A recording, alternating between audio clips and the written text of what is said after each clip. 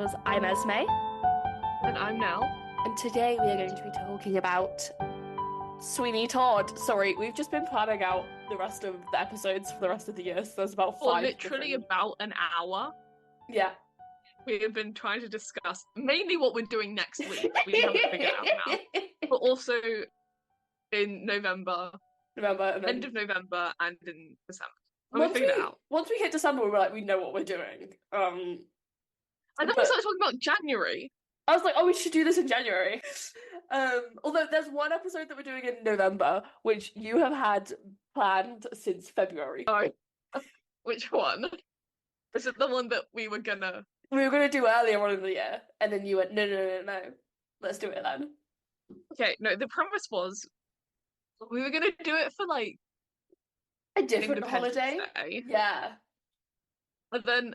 And this is the only hint I will give as to what it is. I said, no. When's Veterans Day? It's funnier if we do it then. Massive respect to the troops. They like this musical, so No one else does. we like it. We like it. Us and the veterans are see eye to eye. For the veterans. But no. What was I going to say? So when I went to go say Sweeney Todd, I was like, there are 5 musicals that I could say like right here, right now, and they don't make sense at some point. But no, Today we are talking about Goosebumps the musical.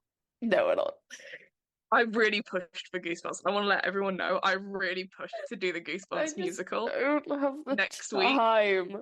If I had all the time in the world, I would. If we were doing it a week later, I would. Yeah. Unfortunately, we've had the week after like penciled in. Written planned in for 6 months. And yeah, uni guys, first year's really hard. It actually sucks how hard third year is. Well, it's just a lot. Anyway, time to talk about Sweeney Todd. But first, we obviously have some news. The Titanic cast came out. It's crazy. It's crazy. What do you mean Leighton Williams is playing an iceberg? Sorry. Charlotte Wakefield is Molly Brown. Icon. Glad to see her in something. I love Charlotte Wakefield. Very excited for Titanic. I think over Christmas we might have to make a trip to the Criterion. We have to see it. We have to. And oh my god, I can actually say this now. Yeah. Should I publicly call out my employer? You can, because it's been in the news. Fuck TGI Fridays. Fuck them. That's Nell's employer, everyone. They was my employer. Until they made me redundant. Yep. With about 4 hours notice, and not even proper notice. They emailed me at 9 a.m. on Monday and said, hey, don't come in today. Your store is closed while we finalise the sale of the franchise. I was like, yeah, chill, makes sense. And then at midday, they said, yeah, you're unemployed. Yeah. Your store is closed. Yep. Off. Yeah. And now they are not paying me for last week's work. Nope. I worked for 15 hours last week, which isn't a ton. I know people who work there full time. Oh my god, they must be not being paid. I think this is illegal. I know it's probably not through some weird loophole, but it should be. It's crazy. I might have to pay about 10 quid to join a union to sue them. So fuck you, TGI Fridays. Yep. No one should eat there. Nope. Well, no their one... food's not. All of their food is frozen. All of their food is shit. You can buy it Asda for cheaper and better. Yeah, it's also really expensive. Yeah. Anyway, let's do some other news stories, because this is news. It was reported on in the news. Yeah. So over 1,000 people made redundant, me included. Yeah. When you saw, if you guys. And now I don't have any money. Yeah. So guys, if we can't go see Titanic, it's TGI Fridays who caused us not to be able to go see Titanic. Fuck you, TGI Fridays. Fuck you, TGI Fridays. Ruining our trip to see Leighton Williams as an iceberg. I was really looking forward to that. Anyway, if anyone would like to sponsor me. Yeah, if anyone would like to pay us to go see Titanic, we're revamping the social medias. By we, I mean me, because I need an outlet. And I don't do shit. My excuse before was that I was working. See, the issue is, Nell's really funny on social media. When I have something to say. When she has something to say, she is funny, just not.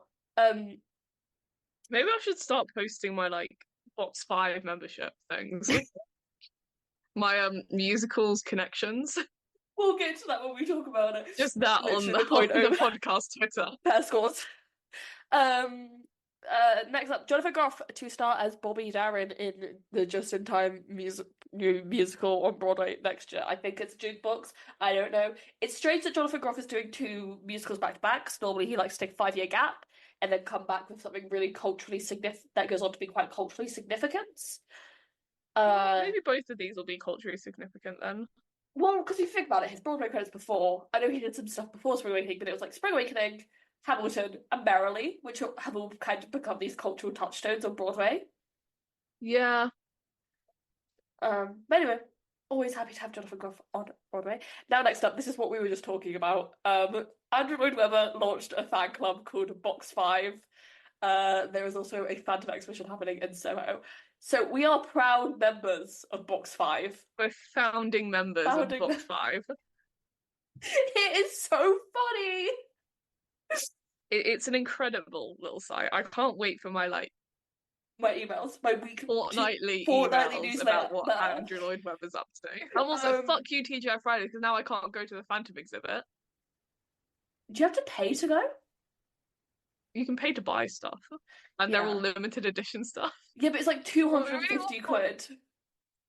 I'm sending my sister. Your sister would spend that much more on I fucking know she would. That's what I'm sending her. I was looking through the site before Nell had signed up, and I went, Nell, guess what the song of the week is? And she went, what? I went, and she went, oh, it's Music of the Night, isn't it? What else is it going to be? A good song? I like the fact that he asked for your favourite show. I didn't mind tactically. It was only Andrew Lloyd Webber music. I found out this week that my DVD player does work as a CD player. You can finally play our signed Hades Town CD. I know. I was listening to the Phantom CD. Love the musicals, what was it called? Shuffles or Connections? Connection. That was fun. I enjoyed that. It took me an embarrassingly short amount of time to do Starlight and to do two of them, Starlight and the awards one. Anyway, Sing Street to play the lyric Hammersmith after a failed Broadway run due to the pandemic. So Sing Street was all set to go to Broadway. They put out some demos in 2020. They were pretty good. And then a week before they opened or started previews, the pandemic hit and they cancelled the run. And ever since then, it's just kind of been floating around in this space of, it's basically a written Broadway show. What do we do with it? So they brought it to the Lyric Hammersmith. And I'm very excited because, again, now we take advantage of this. We get £5 tickets at the Lyric Hammersmith. Doxing ourselves, I see. The entirety of West London, all 10 boroughs in West London, get this. Next up, Romeo and Juliet on Broadway is providing captioning at all performances, which I really like. Theatre accessibility and all that. And sometimes your hearing's just a bit shit. Yeah. Hadestown in the UK extends until 2026. Thank you, Jesus. I was getting a bit worried because they were only going into January and I was like, oh, if Hadestown closes, I don't know what I'll do with myself. So if I keep going at the rate I went last summer, I'll see it about 16 times. It'll be impressive. Still not got one of those scratch cards. I really should. Yeah. I'd have an award by now or something. Anyway. The What's on Stage Awards 2025 have a date and tickets out. I briefly looked at the tickets and then I went, I can't even afford right at the back. They're happening at Drury Lane this year. Not Drury Lane. Palladium, sorry. They're happening at the Palladium.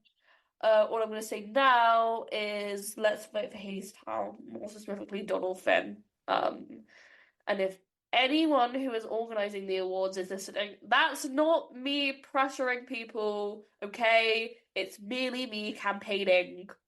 Also, give me a free ticket.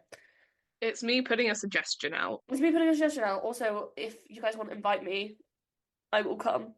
I think they should let us be commentators. They should. Like in sports.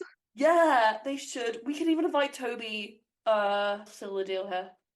I Macbeth mean, on the actually, considering what we were like last year with the What's on Stage Awards, maybe they should let us in. this year I'll be more normal. Actually, no, Hades Town is involved. You will not be more normal. Hades Town and Jonathan are up for this. Fuck. But let me in. Let me in, please. I'll be on my best behavior, I swear. I won't be, but let me in anyways. I'll bring Toby as a chaperone for the two of us. You can trust him. Yeah. If any of the event, Toby's never done anything wrong in his life. he don't drink.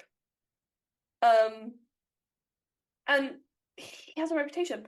Um, Macbeth to be filmed on the West End, with David Tennant and Juno Temple. No, Juno Temple, not Juno. Crush Jumbo, sorry. Very exciting. My little sister saw this at the Donmar Warehouse, which is like, first off, what were you doing at the Donmar Warehouse? Second off, that's a cool hot theatrical ticket, and you just saw it and probably sat there in your black North Face the entire time.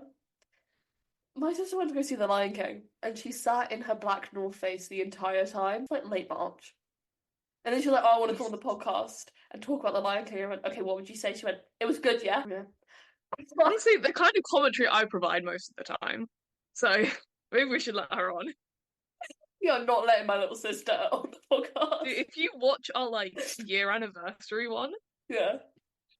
about half the things I said once I had like 2 drinks, like half the things I was saying just I really like this musical. It was good, yeah. I really liked it. It was good. I like That's the fact kind of it. I like the fact that you can tell when I get really drunk just by how I was talking. Yeah, talking. Talking. Um, Choir of Man to close in the West End. I don't like the fact that people are out of jobs, but we cheered. The arts Wasn't it they're closing for the theatre, not Yeah. because of the show? Yeah. Choir of Man does annoyingly well. Which I have no issues with Choir of Man being real. Just do we need Moulin Rouge and Choir of Man on in the same radius? I mean, I guess like Moulin Rouge is for like teenage and 20s girls. Yeah. Choir of Man is for men. They're at the pub. Yeah. No, they're redoing the arts theatre. Yeah. How much have Theatre. you been drinking? I'm just really tired and my jaw hurts, so I can't be asked to talk properly. God, I wish I had a drink. No. Arts theatre is a really interesting space. It's where Six first started. Bonnie and Clyde was there originally. So I'll be happy if they bring some more life back to it. People losing their minds over the Sunset Act 2 opening, and not in like a way of, oh, this is so cool. Everyone seems to think that it's like a horrible idea because it's gonna get Android Webber sued. The only good part is all of the, if you stand in Schubert Alley and get shoved, you too can have an Android Webber memorial pool. Those jokes are funny. They always are. I love a good Android Webber memorial pool joke. However, it's cool. Let Tom Francis sing in the streets. I think I haven't watched it yet, but I think Mickey Joe put out a video about why it worked in the UK and why it didn't work in or doesn't work in America. Yeah. I think his position is defending it in America and saying give it a chance. Because it's not even, I think it's it been might running a be week. Yeah, it might be one of those things as well. One, it's still in previews. Mm. Like they're trying to figure out how this will work. And Mhm. two, maybe this is purely just because of the circles I have been in, which is musical theatre fans. But it felt like after a certain point, like max a month into Sunset's run at the Savoy, kind of everyone was aware that if you're around the Savoy Theatre at about like 9 p.m. ish. We joked about it. We joked about going. Yeah. But it's like if you're around there at like 9 p.m. ish, there was a guy who was going to be singing with the camera in his face, and you should kind of stay out the way. Yeah. Now, obviously, I think just the way Broadway is and how it's laid out. Mm. To be fair, Savoy is in a pretty like busy Savoy space. It's like in an annoying ass space. Yeah. So I just like there's obviously like the jokes about them doing it in Times Square before it opened. about would they have him walking through Times Square. Apparently they did try Um, that. which would be fun. But like if they were doing that, I'd be like, yeah, that's not gonna work. You could never expect every single person in Times Square to be aware that this is happening.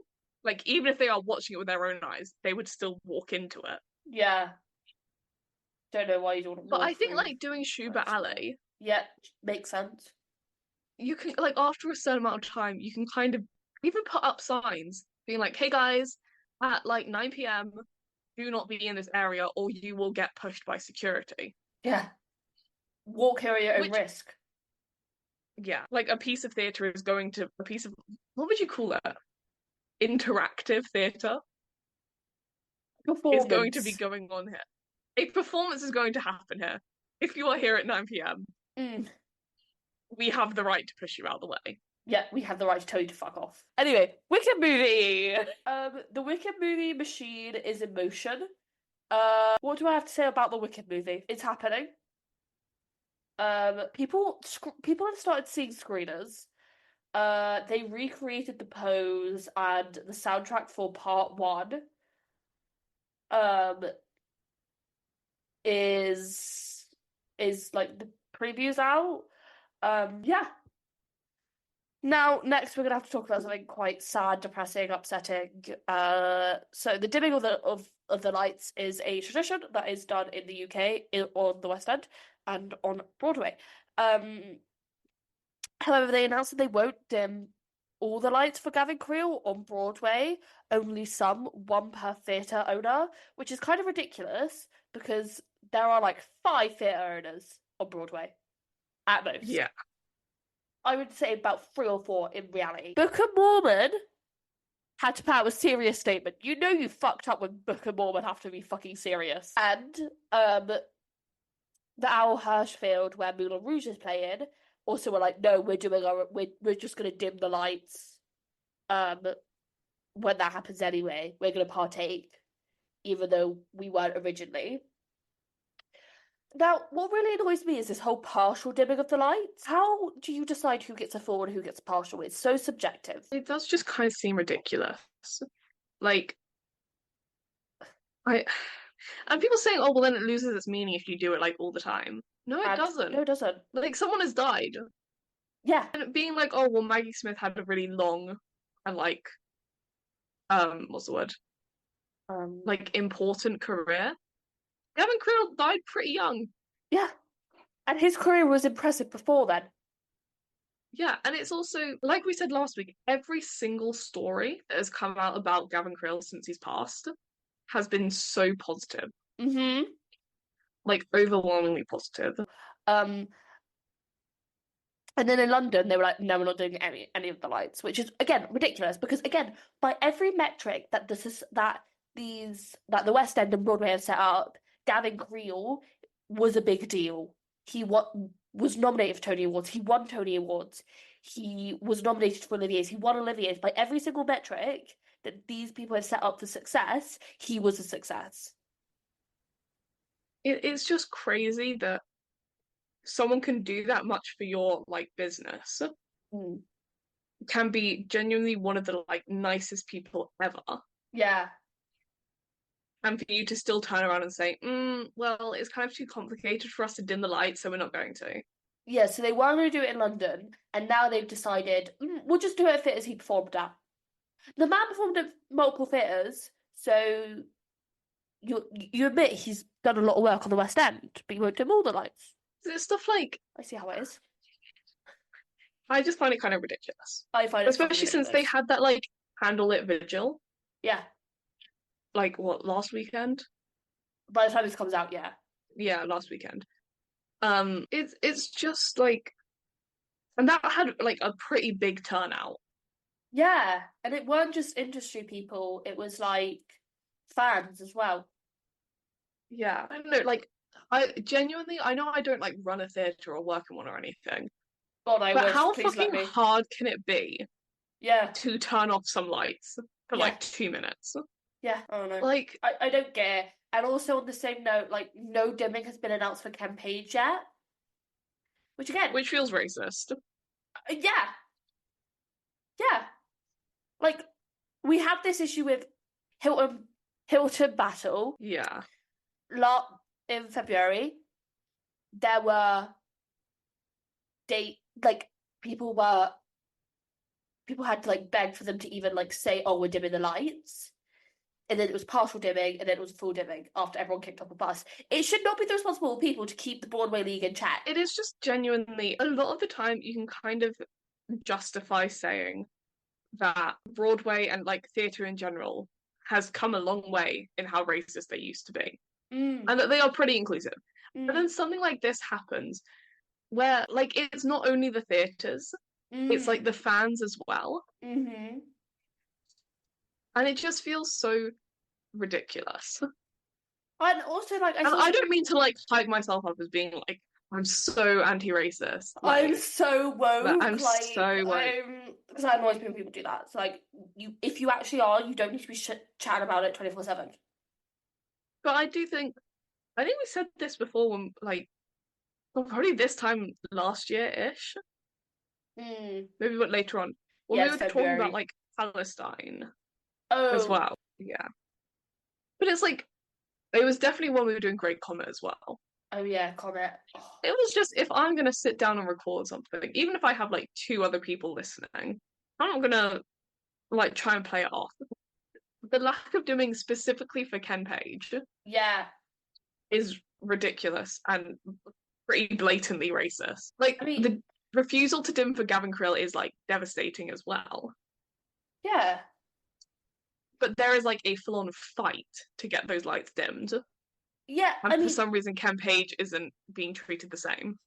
I mean, I was looking at it because I saw someone say that, like, talking about him, like, in the American theatre, he hasn't been on Broadway since 1999.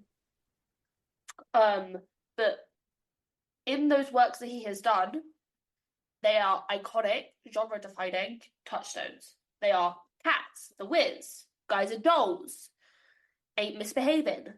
Like, they are these moments that we refer back to when talking about musical theatre. Yeah. Anyway. Oh, Sweeney Todd is a musical with music and lyrics by Stephen Sondheim and a book by Hugh Wheeler. So the story of Sweeney Todd has been around for years, with the first appearance being in Penny Dreadfuls, which by 1895 were causing major concern across London as they were a type of horror tale that were published in serial form of the People's Periodical. The main target audience being teenage boys, with crimes and murders of the time being linked to these Penny Dreadfuls. So you know how every so often there's like a moral panic about something that the youth are doing that are causing them to like kill people? Yeah. In the Sweeney Todd. Yeah, Sweeney Todd was that in the Victorian times. No one will say it, but Jack the Ripper. No, literally. Probably. Oh, Jack the Ripper talking. I'm pretty sure that's what the guy said. Huh? I'm pretty sure my guide on our Jack the Ripper tour in school. In case we haven't talked about the Jack the Ripper walk, because it isn't like an iconic part of who we are today. Like it is like core to January, day after a storm. We're there. It was January 2020, first of all. Day after a storm. There are about 50 of us, probably, maybe more. Maybe more. From our entire. Oh God, how many history classes did we have? At least 3. I want to say 4. 4 with like 30 in each. So like 120 of us, actually. Yeah, a lot of us. Trekking into kind of East London from West London, split up into several groups, and each of us had a tour guide who was telling us about Jack the Ripper and his crimes, and they were taking us to all the locations. You know, we were on Fleet Street at one point. We were on Fleet Street at one point. I saw a barbershop that was Sweeney Todd's, and I was like, that's weird. Many iconic kind of moments in the tour. Yeah. But it was freezing cold. Frostbite. Raining. Getting raining. Being in this one very specific particular area at like peak lunchtime. Oh, yeah. And it's smelling so delicious, and them not letting us stop to buy anything. Or the fact that it's like where a lot of like the big offices are for like banks, and so there were just like bankers about, and then we were like there like hearing about Jack the Ripper, hearing about anti-Semitism and how that may have linked to Jack the Ripper. It was interesting though, that. interesting talk. And then the best part of it all was doing all that to then not sit the exam because of No. COVID. I still don't really understand what happened with Jack the Ripper, but I know I've been on the tour. I don't know if it's the same for your class. I actually never studied Jack the Ripper. We didn't get that far. Oh, we did. You guys were just so behind. But yeah, the Jack the Ripper walk genuinely is. People ask me, they're like, "Why didn't you like going to East London? Like East London's so cool." And I'm I like, got no. flashbacks when we were there for a That's where day's Jack the Ripper is. We walked past our lunch break. It wasn't a lunch break. It was at the end of the tour, so we were freezing cold, exhausted. It was raining again, and they made us sit in the station and buy lunch. And it was like an open station. It was like Liverpool Street or something. Yeah. But somewhere really stupid. So anyway. Anyways, it was an iconic part of growing Of our up, law. and it has made us who we are today. In that we don't like going to East We don't London, go to even East though it is London. cool, I'm sure. But that's where Jack the Ripper is. Even though it is objectively cool. Like when we For were me there. specifically, it's my guide really made it seem like he was the one that did it. Like the way he talked, he was like, you know, there are some things that the police couldn't figure out because it would have been stuff that only the murderer would have known. For example, like what time it was when like he broke into the house and he'd be like 10 p.m. I was like, dude, did you do this? Was this you? I just remember like one of our guides displaying like how the murder was done to be like, and then he slashed her neck and pulled out her guts, and there's just a group of businessmen walking behind him. It was iconic. And then the school trip, or like anyways, a young school trip, walked behind us at one point. It was rogue. But yeah, I'm pretty sure he did say something. At least my guide did, because we weren't in the same group. Me and Bleep. I wish we could get a bleep sound for the podcast. I was thinking about that this week. I need like a soundboard. Last week I was like, how good would it be just to have like a bleep for us just to say stuff? Do you think I can get one? How much would that cost? I'm trying to think if I can get like a one on YouTube. Soundboard sounds. I'm pretty sure I can do this. Mix of soundboard sounds. If there's going to be an ad on every single one of these, I fear there would. There's 2 ads. YouTube are getting greedy with these ads. We've got to power on. Anyway, so Penny Dreadfuls would be where Sweeney would make his first appearance as a razor-wielding barber who ruined... That's what I was talking about. I'm pretty sure my guide did say, like, you know how there's moral panic about how you guys, talking to us, are all playing, like, these first-person shooter games. And, like, you know, that's causing school shootings and stuff. And we were like, yeah, I guess. He was like, yeah, the same thing was happening then. Yeah. But it was like these little evil... I think, to be fair, the way that he tried to link it to us was he was like, you know, like, Charles Dickens and how he published A Christmas Carol. Yes, he did. Yeah, in like weekly installments. Yeah, that's how these were published. Yes, of course, we just studied that. You know, it's January. We're finished with A Christmas Carol now. But I've got to write an exam on it in a couple of months. That's definitely going to happen. Exam. He was like, yeah, basically all authors were doing that. Yeah.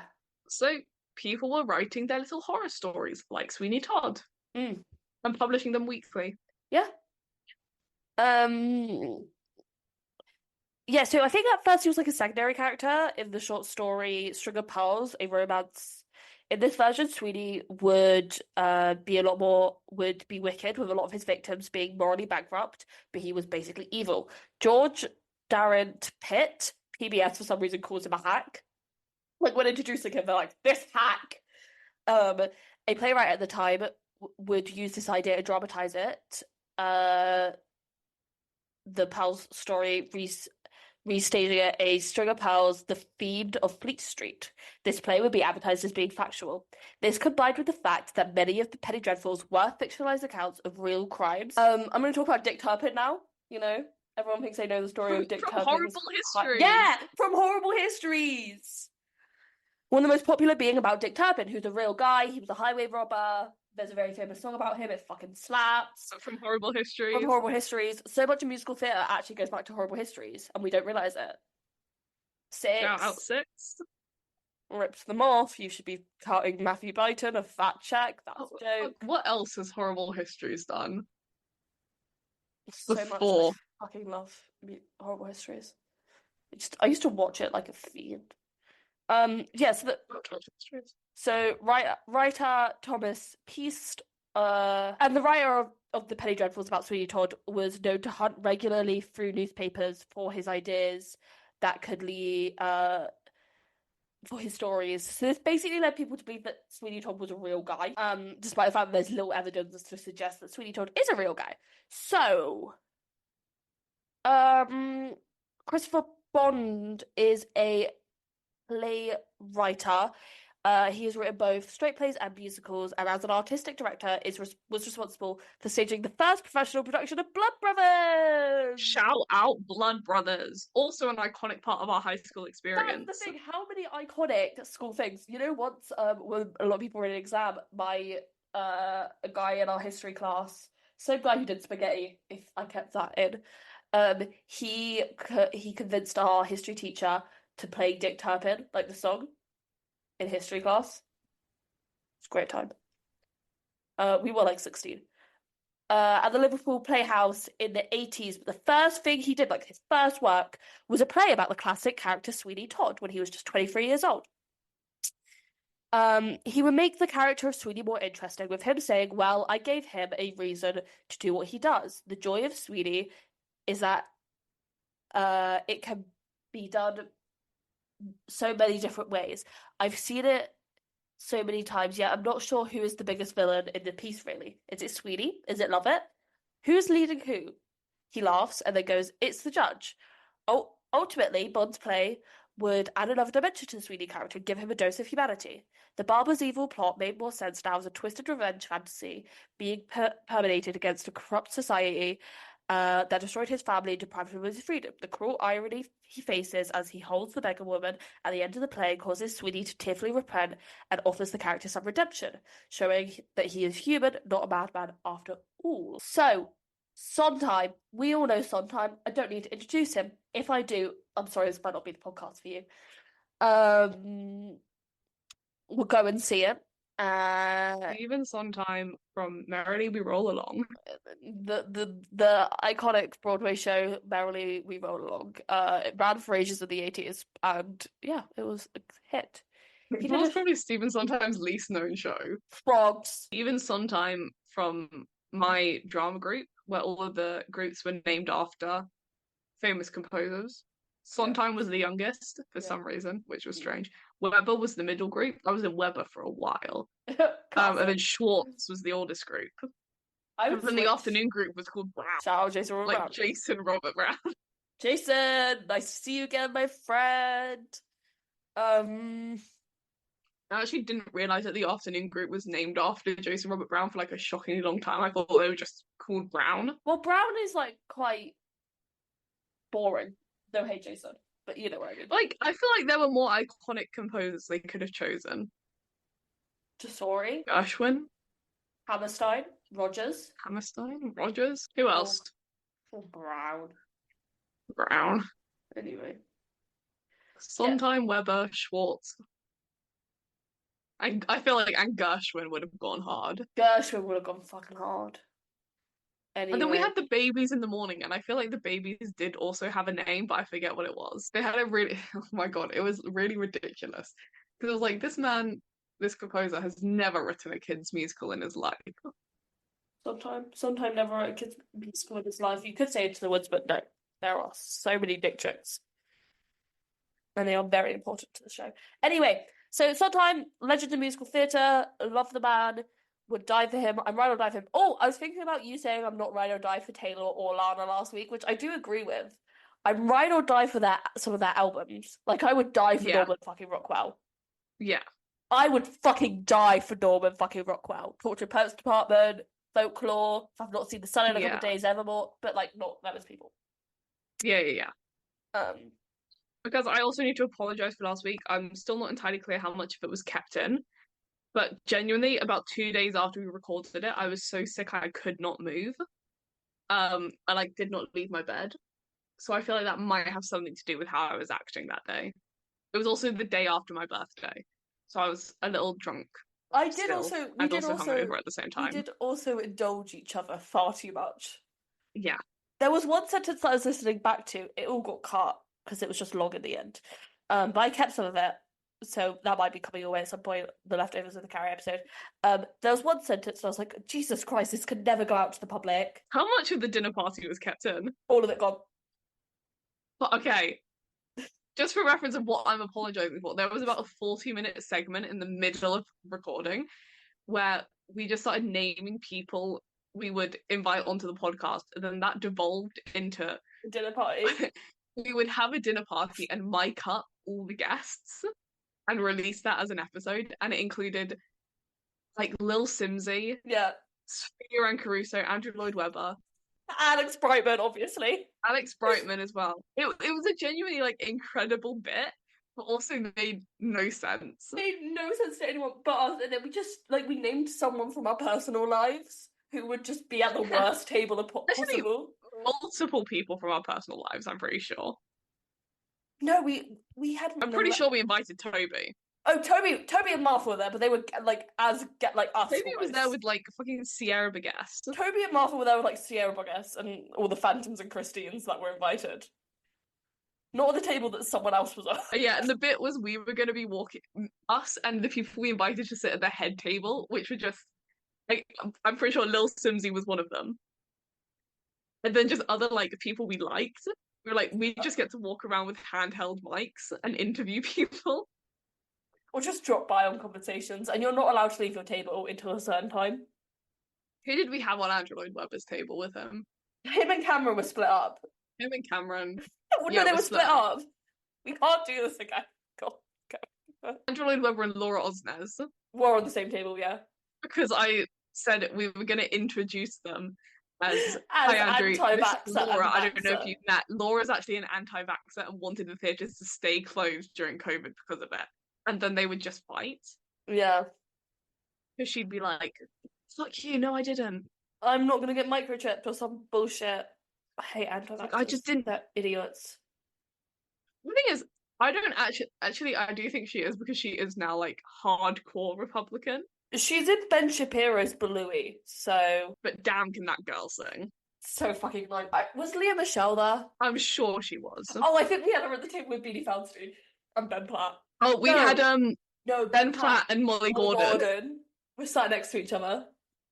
I think they might have been with Andrew Lloyd Webber and Laura Osnes. I'm resurrecting Sondheim and he's invited.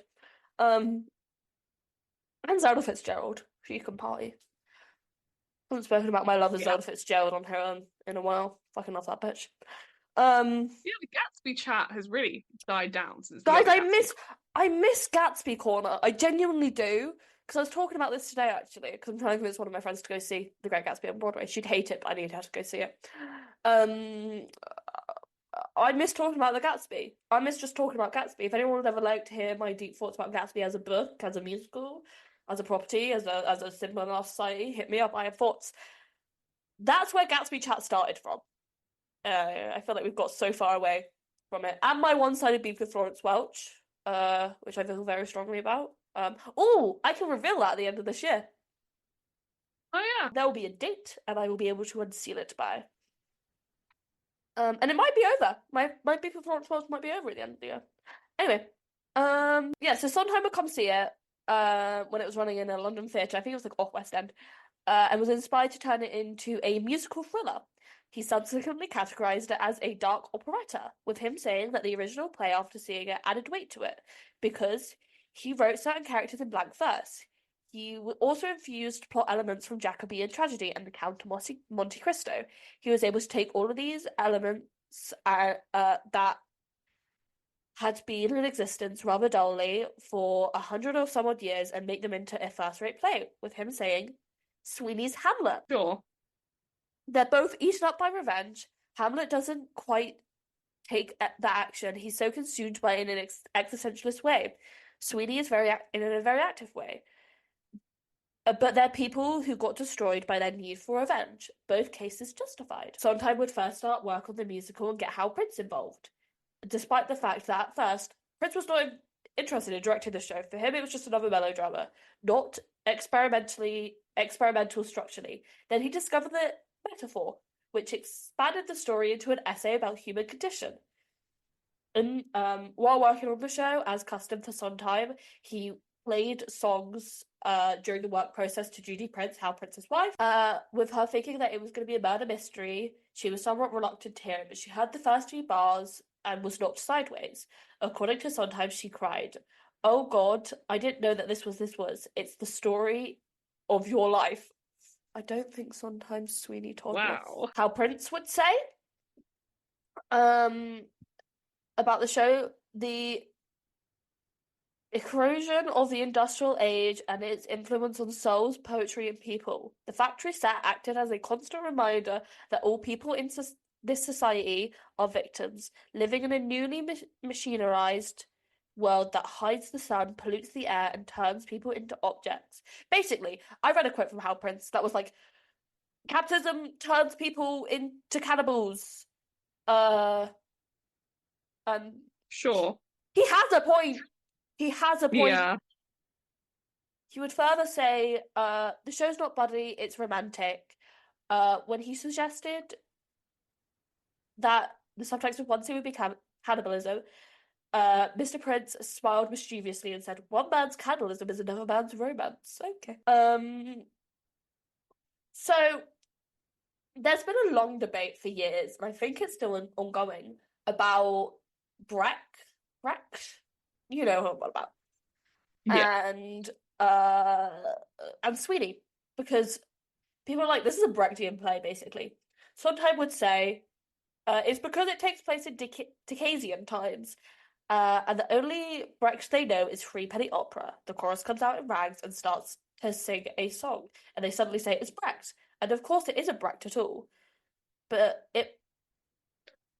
the reverse of Brecht, the idea of Sweeney is the idea of a horror movie, which is to say, I wanted to tell a story, and this is what happened, and the door suddenly opened. So Hal Prince is thinking industrialization is killing us all, turning us into cannibals. Sometimes very much on the path of, this is a horror play.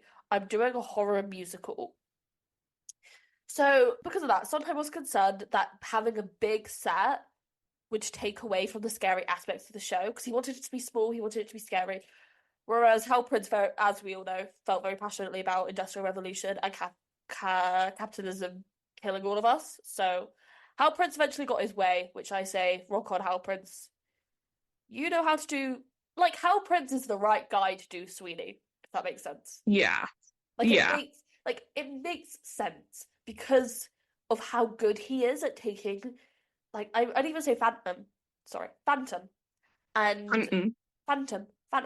And making it something that's so grand and enjoyable and amazing to watch in the same way of Sweeney, because I think Phantom and Sweeney are quite similar because there's so much going on and you can so easily get lost. So you kind of do need a strong guiding hand to be like, and now we're doing this, and now we're doing this, and now we're doing this. Yeah, I think basically I'm just going to rephrase what you just said. Go ahead. But it is like the multiple kind of storylines, specifically in like Sweeney, I think. Yeah. For the sake of this example. Like, it would be so easy to get confused between, like, because you have obviously Sweeney Todd killing people, but then you also have his backstory. Mm-hmm. And then you also have him and Mrs. Lovett. Yeah. And then you also have him and Joanna. And then you also have Joanna and Toby. No. Not Toby's the boy's name. Toby's someone else. Really. Yeah, Joanna and I forget his name. And Anthony. That's so. And then you also have the beggar woman. Yeah. And everything to do with her. And like everyone's connected, but they're all doing their own shit. Yeah.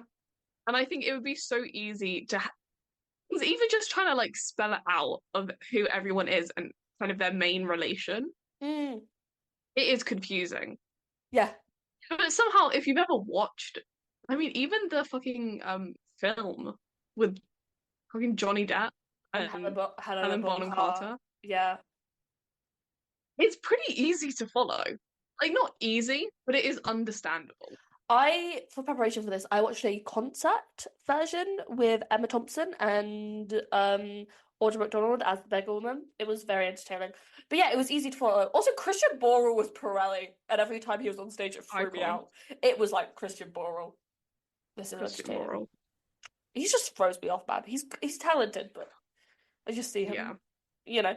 Um, but no, I was like, and then I was thinking about the plot, and I was like, Jesus Christ, this plot is insane. And then you have like Judge Turpin. You throw him into the mix, Yeah. and he's really important. And that's kind of like fucking everything. Like Judge Turpin is so important, but like he's not. That's what he's barely on stage. And I kind of think like because it was genuinely once Esme said like Sweeney Todd right before we started recording, she was like Sweeney Todd is basically just anti-capitalist. Yeah. Like it is just a like anti-establishment, anti-capitalist musical. Yeah. And I was like, is it?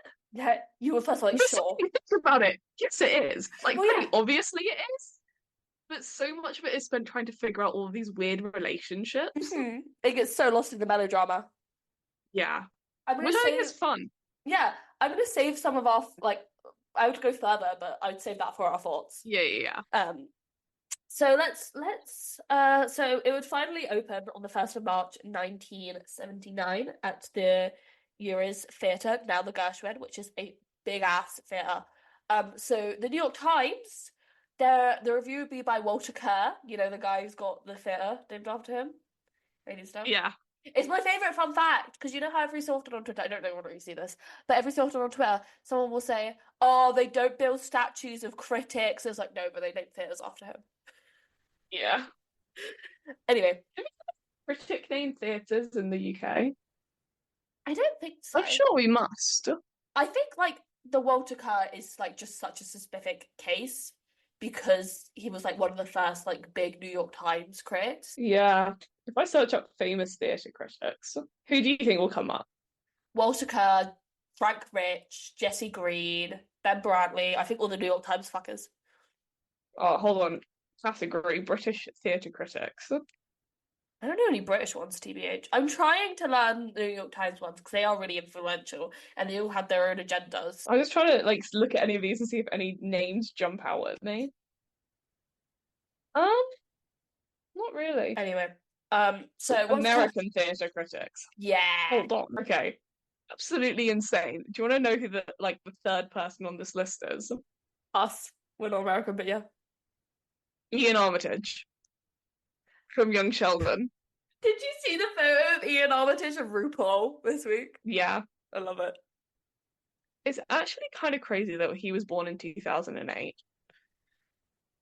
I don't know. He's only 16 years old. I don't like the fact that Ian Armitage is younger than me. Freaks me out. Pretty significantly. Wait, who were the first two on the list below Ian Armitage? Above him. But yeah, above him. It's alphabetical, first of all. That's why he's number 3. Oh, okay. But it's Hilton Owls. Yeah.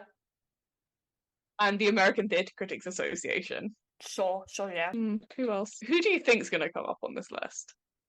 The New York Times motherfuckers. Name one. I'm going to go on their Wikipedia page if they have one. Walter Kerr. Walter Kerr has just come up. Well, yeah, he has the theatre named after him, where Hadestown is playing. He was also the writer, lyricist, and or director of several Broadway plays and musicals. Jesus Christ, people were just doing stuff back in the day. What did he do? Jesse Green could never. Anything interesting? Jesse Green has a batshit review for the recent revival of Sweeney Todd. That's why I'm being annoyed at him this week. Bill Marx, spelled like Marx. Karl Marx? Yeah. Carl, come back from the dead and go see Hadestown. I need your opinions. I was drunkenly on a night out talking about Hadestown because we walked past the touring fair. And I was like, yeah, you should go see Hadestown. It's really good if you do our course. And she was like, Sarah was like, oh, so what is it about, like, how we're all fucked and social inequality and class? And I was like, yeah. Yeah, that's pretty much. Hadestown. Anyway, let's read what Walter Kerr had to say. I'm afraid to say that Sweeney Todd, what most wants to be, is impressive. It succeeds in that. From the time we enter the theatre, we are all overwhelmed by the vast industrial warehouse, complete with moving cranes, descending sidewalks, and an organist hunched over his keyboard, breathing the gripping Victorian pipes. That is that is going to serve as anything from a love nest to a slaughterhouse before the determined evening is done. The stool-stained skylight that casts a rusty glow over the steel stairwells and the chattering fan belts lets us know that industrialism is here, and it is corrosed. We are congratulated. Blackwall finally gives us that warehouse a river view. The effect is breathtaking. The spectacle does not let much light in as invite despair. The whitewashed mercantile structures are regularly pockmarked with windows so increasingly receded that they seem like sockets in which eyes have recently been plucked. No small wonders are found or deeds here are done here. We are, of course, in 19th century London, and we are listening to the mostly strong reconstruction of one of the period's most popular and most frequently reworked and resultantly blood-curdling melodramas. Now, a quaint piece subtitled The Demon Barber of Fleet Street, a band of beggars are advancing upon us in rags and anger and very much a matter of bewalt Brecht, to tell us that the naive barber and his furious wife, of the barber's wrongful imprisonment and exile, the wife's abduction to a venal judge of a daughter who may still be out there somewhere, as they sing beside a grave that they've recently freshly dug. Sweeney Todd himself symbolically rises from it, his blazing pointed eyes and his grievously graven mouth grimly bent on revenge. The Stephen Sondheim music and lyrics are particularly rather prettier than usual. But strictly speaking, Sondheim does not write pretty tunes unless he is carrying the burden of the narrative here. With so much near receipt, he edges close to opera that makes you wish he'd gone all the way. Whereas the unusually large amount of lifting melody then, it steams apart. I think we need to accommodate both the turn for the plotting and the elements of blissful madness co-conspirator Angela Lansbury plays, when Glenn Cacao, as the monomaniacal Todd, falls into his first and desperate attempt to depreciate the judge, he agrees to murder everyone who happens to need a shave. This presents him with the problem of disposing the corpses. This is Lansbury, his landlady, a woman who finds him beautiful, just so happens to run a seedy shop which sells meat pies. Perfect. Inevitably comic fit as the two strike their foolish bargain. A bargain had best started with some wit. The evening does not roll. It probably wasn't meant to roll as an open comedy. And then saying on the ending, we are without perspective from which to view the mayhem. Then we can only sit back and admire the earnestness, efficiency with the director, Prince, and composer Sondheim, librettist Hugh Wheeler, and especially the designers Eugene and Fran Lee have worked. Turntable spins, bodies are popped in the oven. We quite believe a filthy street hag when she speaks of the stench and a strange fire over London. We are plainly in the hands of intelligent, talented people who are possessed of a complex, macabre, and atrociously offbeat vision. Unhappy the vision remains a private and personal one. We aren't lured into sharing it. It's basically saying this is a good fucking musical. Yeah. A lot going on, but it's a good fucking musical. Some interesting points raised there that I think we're going to return to later. So it would be nominated for Best Actor in a Musical for Glenn Cacao, Best Actress in a Musical for Angela Lansbury, Best Book, Best Costume Design, Best Direction, Best Lighting Design, Best Musical, Best Original Score, and Best Scenic Design. It would win Best Actor, Best Actress, Best Book, Best Direction, Best Scenic Design, Best Score, and Best Musical. So, cleaned up. However, it would only play 557 performances, with a piece in the blog at Mike saying a surprisingly short number given how popular the musical was.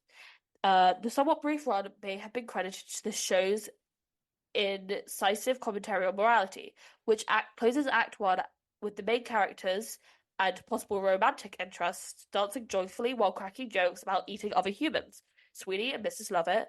Lack of faith in institutions, religious, political, law enforcement mirrored the United States after Vietnam and Watergate. Sweeney Todd provided a stark contrast to the burgeoning conservative trend in politics that resulted in Ronald Reagan winning his first presidential election in a landslide, as well as Republicans winning control of the Senate for the first time since 1955. Interesting. So yeah, it would close early and not make back its initial investment, which isn't that big. Like, it's not that uncommon for a Sondheim show not to make back its initial investment in its original run. Only 3 of his shows having turned a profit, being A Funny Thing Happened on the Way to the Forum, A Little Night Music, and Company, with Gypsy and West Side Story also making back their investment, but they aren't like fully Sondheim shows. Yeah. It's an It's really strange because we think of like Sondheim as like this iconic, like incredible composer. And he kind of struggled a lot. He did struggle a lot, but it's because people who understand theatre understand that he's good, if that makes sense. Yeah. Like, I don't think Sondheim really cared about doing a mega musical. You know? I think as well, it kind of seems like he was writing before his time, if that makes sense. Yeah. Because, like, you think, like, the 80s and stuff, when he was writing, was these kind of mega musicals that slap and are fun to watch, but don't really have any... Is, like, substance the right word? Like, meaning to them. Yeah. Like, even something like Phantom has some, like, the musical has some pretty shallow meaning to it. Yeah. You know, there's kind of some, like, a society that treats you based on how you look kind of sucks. Yeah. But mostly it's kind of like, this ugly guy can get laid. Guys, ugly people can get laid. Look at Andrew Lloyd Webber. Don't give up hope. Whereas, like, Sondheim shows tend to be like, here is a deep message about society. About society, yourself, your relationships. Like, I'm thinking about, like, transitions in life into the woods. Yeah. Capitalism's gonna kill us all. Sweeney. Am I gonna die alone? Do I want to die alone? Company. Like, yeah. And that's more stuff you get in like the 90s and early 2000s. He was pushing in terms of these kind of deeper musicals. There's a quote I read in a Guardian article that will be linked, talking about how every time Sondheim, especially in his early career, would put out a score, he would really push musical theatre as an art form forward about what it was able to do. And because he's constantly pushing at the parameters of what's possible, people are slow to realise what's happening. Like, I'm sorry, it is no fucking surprise to me that Sunday in the Park with George did not make money on Broadway. Yeah. First act makes complete and total sense. Bit wacky. Second act, by the time the main character from the first act has transitioned from Dot to Marie and is dressed up like an old woman, saying the only 2 things we can leave behind in this world are children and art, and you can't have both. You're like, what the fuck is going on? Yeah. Love you sometime. Love you. I was just thinking about this. I was like, there's a big musical that's on the tip of the tongue that was really influenced in its early days by Sweeney, and I can't remember it. Hadestown. The 2 musicals that Anais Mitchell knew before writing Hadestown were Sweeney Todd and Les Mis, which I always think is like so obvious. The second I read that interview clip, read that interview with her, I was like, oh, that's checked out. Anyway, in Sweeney Todd's first incarnation in London would be seen as a commercial flop. It struggled to fill Drury Lane, which had British talent. After opening in July in 1980, it closed after 157 performances, despite mixed to favourable reviews. It did win the Olivier for Best Musical, with one of the producers saying, I'm sure it will come back for a longer run. It would be revived for the first time in 1989, with being done at Circle in the Square after a run off Broadway. This run would be nominated for Best Actor and Best Actress and Best Revival. So now we're starting to see people start to fuck with Sweeney Todd. You know, we've done it big, we've done it weird. Let's see how weird we can make it. So that brings us quite nicely to 2005, the John Doyle revival, which would make its way to Broadway after playing the West End. It would star Patti LuPone as Mrs. Lovett and Michael Cerveris as Sweeney, with Doyle saying about it in 2020. It allowed, like the revival, it allowed the fact that musicals could be something other than spectacle, where actors were using a range of their skills and could capture the essence of storytelling. In this case, every performer also served as an orchestra member, playing Sondheim's complex score while simultaneously playing a character. So the person playing Pirelli also played the accordion. Several of the cast members took turns on the center stage piano. Patti LuPone played the tuba. An icon, always. Always, because she just knew how to play the tuba. And so, like, I'll play this. And lo and behold, Patti did. And pumped out each horn blast as if it was a steam escaping pie. Cerveris strummed the guitar as an instrument he was introduced to in grade school. The New York Times would say about the legacy of this revival. Sondheim told a journalist at the time, John's for me is the most intense. So having these characters be the only people on stage and creating all of the madness themselves would be really intense. Yeah. Yeah.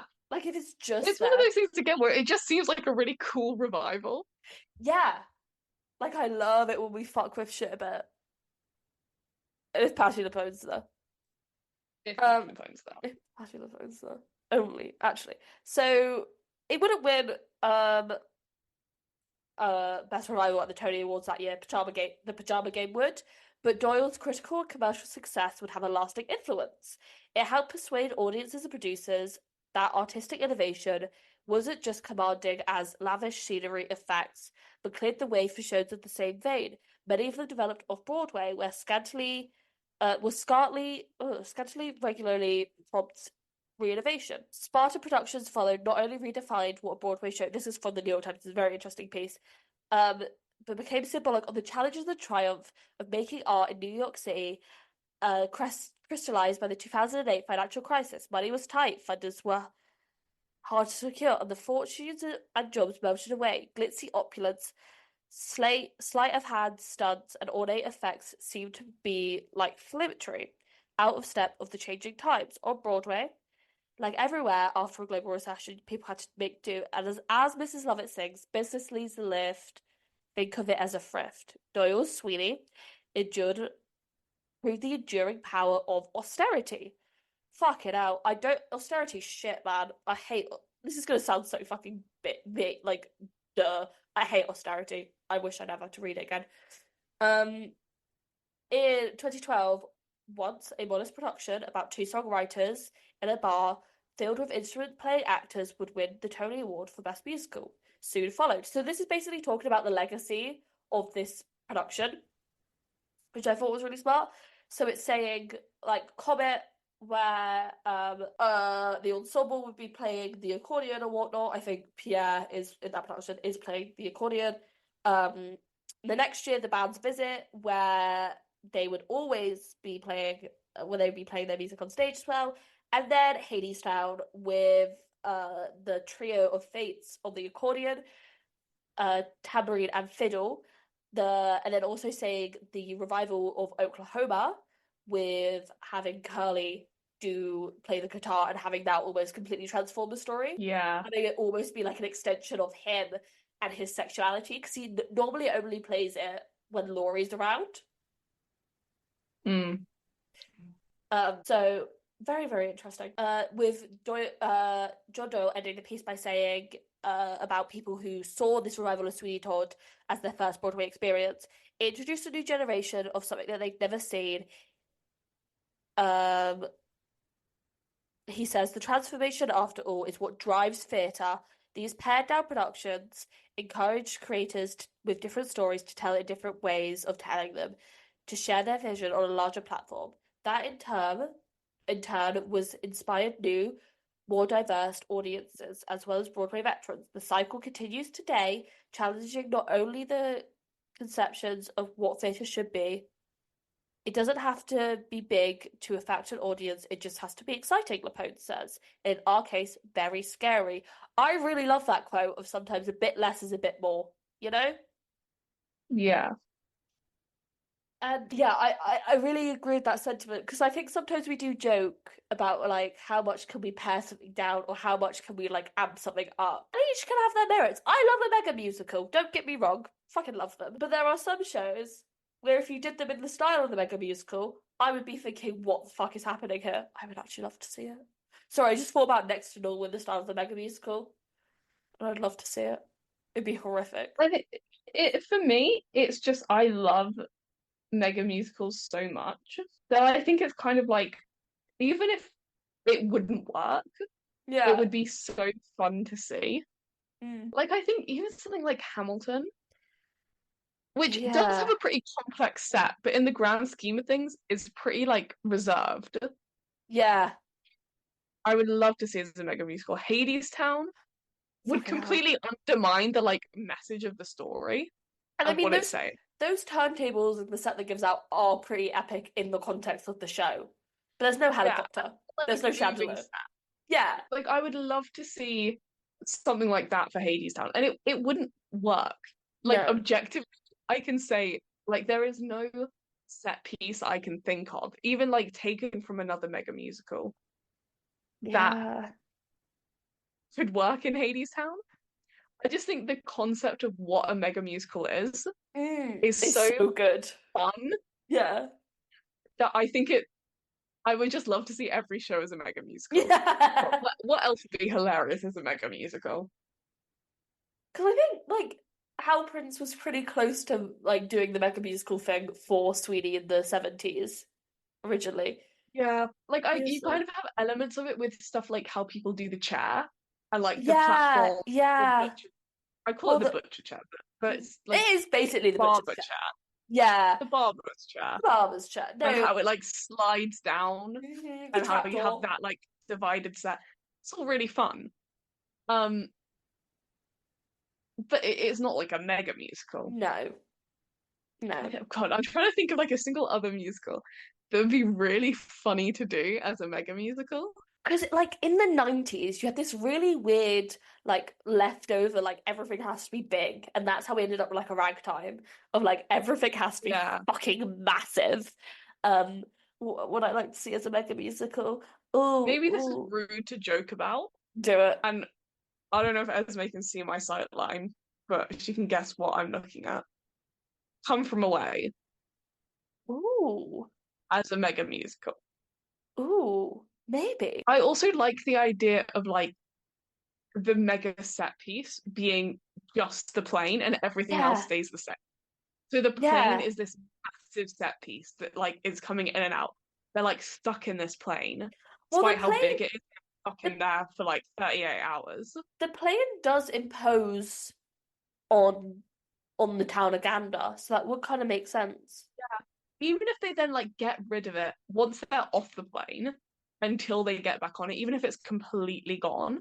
Mm, Because I don't know, then if it stays there until the end, I think it's one of the things that's really fun to think about. How would that work? You know, could hmm it work? hmm Maybe. Either way, it would be fun to stage. Yeah. What else? What else is a funny musical to act And a a mega mega element element. to? Ooh. Legally Blonde? Legally Blonde. I don't know what the mega element would be. Delta D House. Big ass Delta D I mean House. they kind of already have that. They do have that. Um Tuck, what would you add to Tuck? Tree. Let's get it out the way. Tree. Bonnie and Clyde, you just add like a bigger car. I feel like if you were gonna do Bonnie and Clyde as a mega musical, it would have to have multiple smaller set pieces. Yeah. They kind of have the car already in the original staging. Yeah, but I would like to see the car drive around the stage. Yeah, like Like a Gatsby. working car. I'd like a working car. I think you could do more with like the jail, with the houses. Mm-hmm. Um, just more things like that. I think maybe my idea is just more cars. Cars on stage, Like please. When I Drive, but choreographed with like 5 cars driving around on stage. Incredible. First of all, Health and safety hazard, give it to me now. I've just decided Yeah. a staging of Bonnie and Clyde, When I Drive, is Mm. done with bumper cars. Oh, I think it could work. goofy ass. Anyway. I'm trying to think of a single other musical still. Like, I think nothing has been as funny as the concept of Hades Town as a mega musical. What would I have for next to normal? Next to normal. Be a mega musical. Gabe as a concept. Have you seen I forget where it was, the production of Pinocchio? I think it was either a ballet or an opera where In the Pinocchio UK, yeah. was a regular person, and And then everyone else everyone were else was puppets. massive puppets. Yeah, that's next to normal. Like, and also this is a ridiculous way to say it, and I understand that. But like how they do the dragon in Shrek, Yeah. that but for Gabe. Well, Gabe is the regular boy, and everyone else is puppet. No. Gabe is, well, kind of like Audrey too, I guess. Gabe is a puppet. He is like this Yeah. massive being that is constantly like anytime he's on stage, he is like covering the entire stage. He's towering over people. Yeah. Yeah, Like when makes he's sense. his bit when he's talking to Dan and he's like, look at me, notice me. He is like fully like pushing Dan into a corner. Yeah, I can Like see that. he is taking up every single other part of the stage and Dan cannot move around him Mm. and is still ignoring him. And like the idea of like that I dreamed a dance Oh. of like seeing this very small woman in the context be like controlled by this massive puppet around her who she dreams as her son, It her would get, baby. yes, it would get around the whole thing of everyone finding Gabe really hot. Yeah. I actually saw, I was meant to send it to you. I saw the funniest fucking TikTok of my life What last was it? night. What was it? I just send it to you. Okay. Um, I'm gonna but keep going. it was about next to normal, Oh God. but it was more specifically, it was about Jack Wolf. Oh God. Jack Wolf is very Yeah. talented. I'm just gonna say that. I do think some people need to touch some grass and remember what musical they're talking about. Yeah. Um, but basically, it was like just a screenshot of his Wikipedia page, and just the section personal life. Oh, I think I saw And, this. and it simply says Wolf is gay. Yeah, I think I saw this, and it was someone like being annoyed. It was someone distraught. They were like crying over the fact that Jack Wolf is gay. It's like It was incredible. you guys And need to it touch had some like fucking grass. I'm alive in the back. In the I words of need my to find dad, it. there's no bangers in Next to Normal. You can't make the song about the dead son a banger. Anyway, so this production of Sweeney would make back its initial investment, making $3.5 million. God, it used to be so cheap. So let's talk about opera for a second and Sweeney Todd. So there have Yes. been many productions of Sweeney done in opera houses, since many people view that Sweeney as an opera. In a 2000 piece in the New York Times talking about Sweeney being done as an opera, so basically a New York Times piece asked musicians and people who know their shit about opera, is Sweeney Todd an opera? And one woman, Beverly Stills, chairwoman of the Lincoln Center for Performing Arts, said, operas and musicals are interchangeable only up until a point. While an opera singer can appear in Sweeney Todd, it's another thing for a singer in Sweeney Todd to appear in La Boheme. In terms of vocal needs, they are not interchangeable. I produced Sweeney Todd at the New York Opera, and I consider them pieces of a separate art form. They are not Oklahoma or Annie Get Your Gun. So much of them involve singing that is opposed to musical comedy, where there usually is a lot of spoken dialogue. And I suppose the question of amplification really does come up. When a musical comedy is done in a theatre, seating capacity is usually around 1/3 the size of an opera house. Opera singers are taught to project their voices. Musical comedy stars don't have to project. We did Brigadoon in South Pacific at City Opera. When we did it, we amplified the dialogue but turned the mics off for the singing.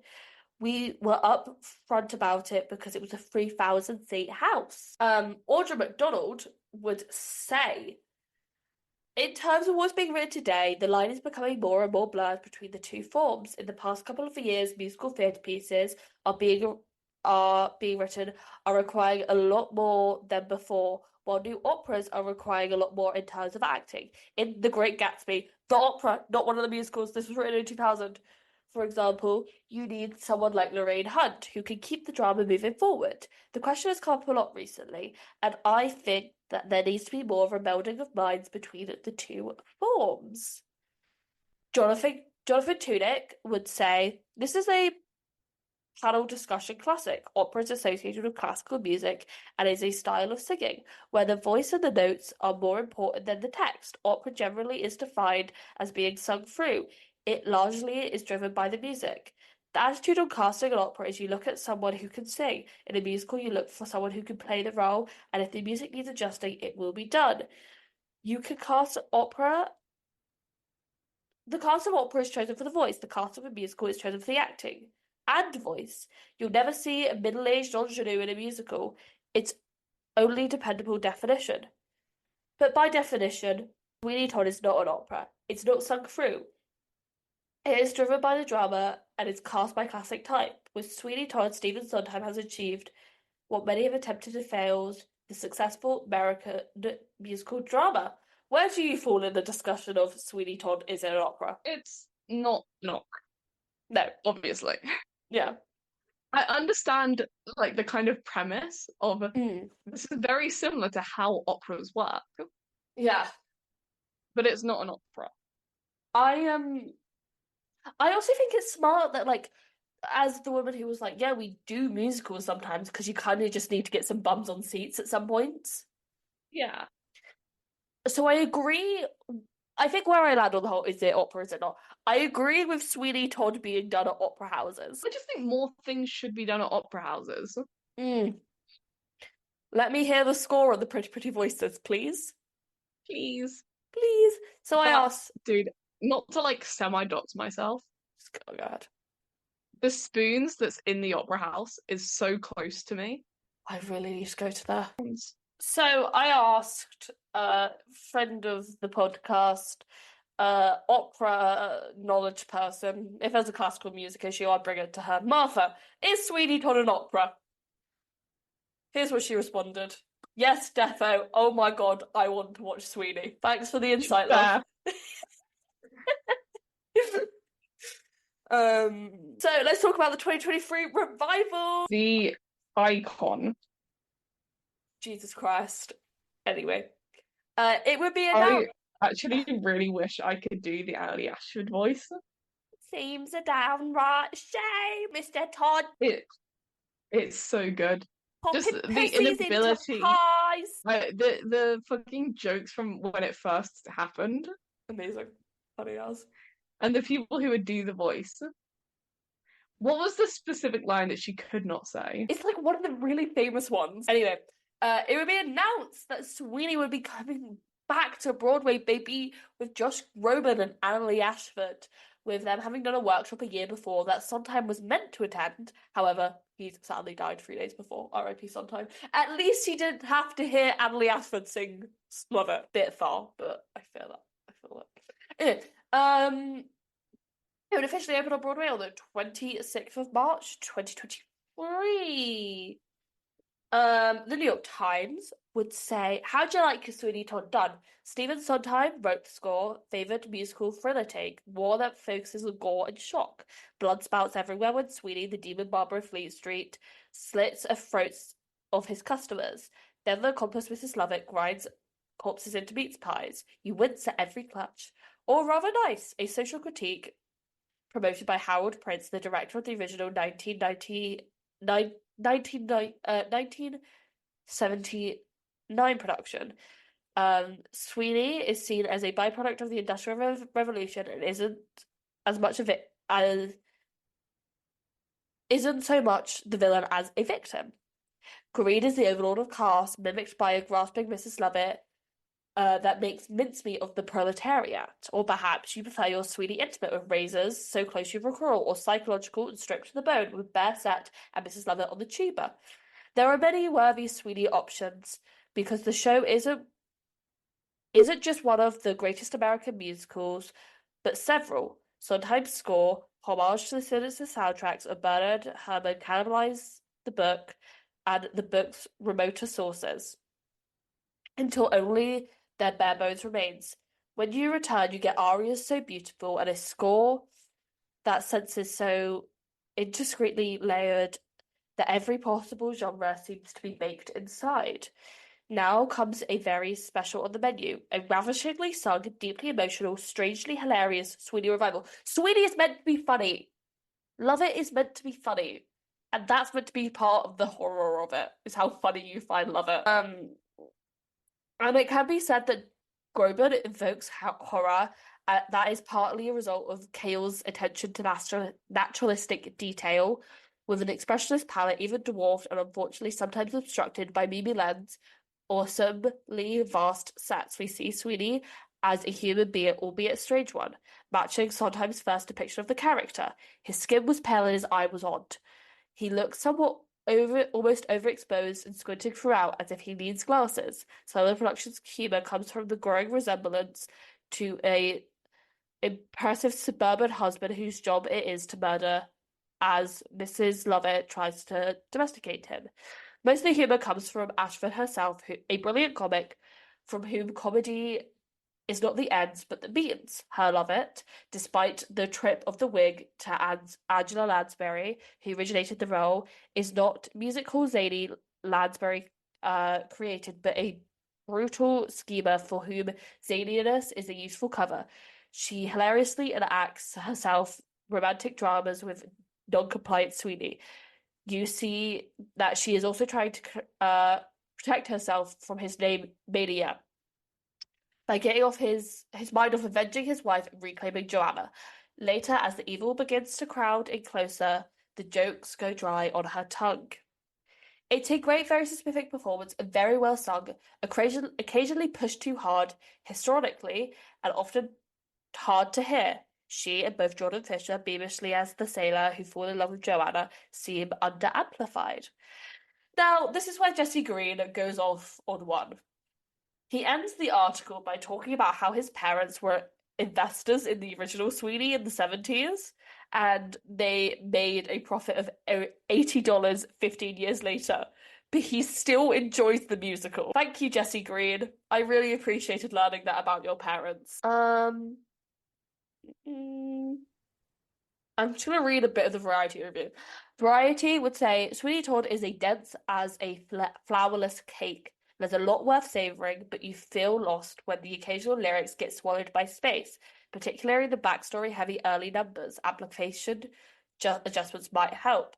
Cale's staging is imposing yet nicely uncluttered, with only a few major moving parts and a suspended bridge that is home to the lovers' duets, and the barbershop slayings holds them even more further removed. It makes it easy for body disposal. There are audiences who remember hearing the dynamite score of Sweeney Todd played by a 29-person orchestra, sung by many soaring voices, as a pulse-raising experience all on its own. It is all handsome pageantry aside. Okay. It is finally synopsis time. It is a long one today. Oh, after 15 years in exile, Sweeney Todd, an unsettling man with a mysterious past, arrives in a dark and gritty London, hungry for vengeance against the judge who destroyed his life. Todd joins forces with Mrs. Lovett, the unhinged proprietress. Proprietress? Yeah, I think I know what to say. Of a failing pie shop, and together they develop a spine-tingling plot to exact revenge. When the lights go down and the curtain goes up, you won't dare look away. I guess so. That is Sweeney Todd. I guess that is Sweeney Todd. That is Sweeney Todd. What else sounds Sweeney Todd? I have a couple of things that sound Sweeney Todd. Number one, going back to that opening number we were talking about earlier. When I went, I could go further, but I won't. One of the greatest opening numbers written. It's incredible. Oh my god! I love it when musical theatre opens like when the show opens with, "We're going to tell you a story now. It is story time." It's Here's what you similar need to to do. like the prologue from Great Comet, Another great opening number. but just like creepier. Saying a tender tale of Sweeney Todd. I love that line so much. Yeah. Come and hear I this will. story. I Yeah. was saying before to Esme, however, one of the funniest TikToks I have ever seen is the one of the guy who like Yeah. was stitching the Tony's performance of it and was just asking questions that were then answered by the song. So it was like, attend the tale of Sweeney Todd. And I was like, what does he look like? Yeah. Like, his skin was pale and his eye was odd. What did he do? He shaved the face of a gentleman who never thereafter will have him again. It's Sweeney just Todd. such a stupid TikTok. And every time I see it, it makes me laugh. Like, I want to go back to what one of the reviews was saying about how funny, whether or not Sweeney's supposed to be funny. I think Sweeney's supposed to be funny, personally. I think you can't write a character like Mrs. Lovett No. and try and claim that it's fully serious. See, like, don't get me wrong. Oh, just got the soundtrack up because I want to make sure I've got a line right. So, and I just got, wait, would you hurry? We'll get to the accent in a moment, actually. I'm gonna get up the 2023 recording. I've got it up right now, baby. What was I going to say about funny and humor?